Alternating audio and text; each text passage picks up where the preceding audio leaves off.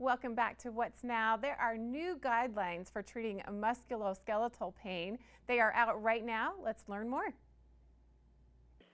Two of the country's largest doctor groups, with more than 300,000 physician members, have issued new guidelines for treating musculoskeletal pain that accounts for 65 million healthcare visits a year. Dr. Bob Arnot is here to tell us more. Thanks for joining us today. Hey, Christine, great to be with you and hoping for snow this weekend. Yes, fingers crossed. So tell me more about these new guidelines and how such a big change is in store in how we treat pain.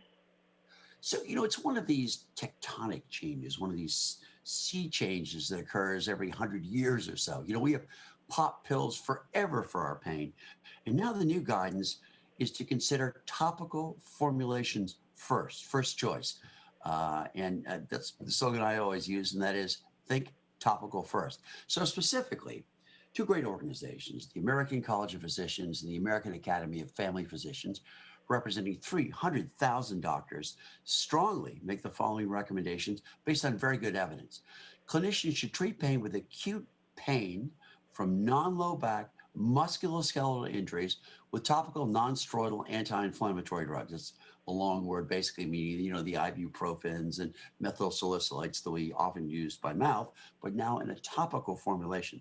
Same medications, different formulation, different delivery system, and with or without menthol gel as first-line therapy to reduce or relieve symptoms, including pain. And what this does is it improves the pain, of course, but physical function. It improves the patient treatment satisfaction, and all based on the best available evidence. Now, this is a fantastic balance of safety first with efficacy. And how effective are topical therapies when it comes to treating pain? And do you have any examples? So, Christine, it's a great question because these topical NSAIDs were rated the most effective for pain reduction, physical function, treatment satisfaction, and symptom relief. And it's based on reviews of over 200 clinical studies by the wonderful McMaster University, which I've always prized in terms of the research capabilities. An example of something that I've been using, and that is Salonpas Patch Large, comes in a green box, FDA approved. I actually do this horrific race from Molokai to Oahu most years, 32 miles, open ocean, 7 hours of, getting knocked on your board and thrown in the ocean. And I put these Salonpas patches on my knees and my back, and they last the whole way over and provide great pain. And by contrast, Christine, the year before I started using these, I took 5 ibuprofen at the start, and I was just sick to my stomach all the way across, rolled up on my board, felt terrible.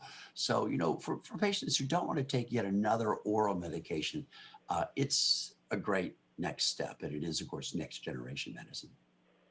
When you cited some of the differences between topical pain relievers and oral pain relievers, but kind of dig into that a little bit more about how they compare and contrast with one another.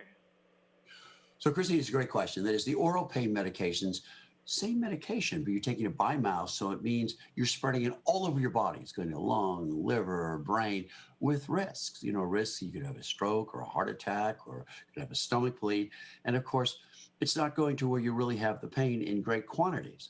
So oftentimes it's the same amount of medication, but now it's going directly here. And with drivers and diffusers, it goes down through the skin, and it goes to a thing we call a nociceptor, which is a very fancy way of saying pain receptor. It's like an upside down Christmas tree where you have no pain, there are no lights on. When you have a lot of pain, it looks like Christmas Day. Every single light is on. So there is what we call a pain cascade.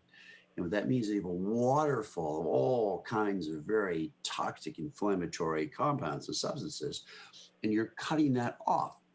So if you treat early, you have a very good chance of sort of shortcutting the pain and having a better, shorter course of pain.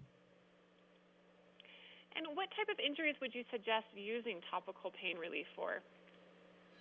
So the college is very specific about this, and they say these topical NSAID pain relievers are the best choice when treating acute musculoskeletal pain, which is non-low back. Now, this includes muscle strains, sprains, and soft tissue injuries. So as an example, I had a mountain bike crash a couple of weeks ago, rolled over, I had 18 stitches in my leg.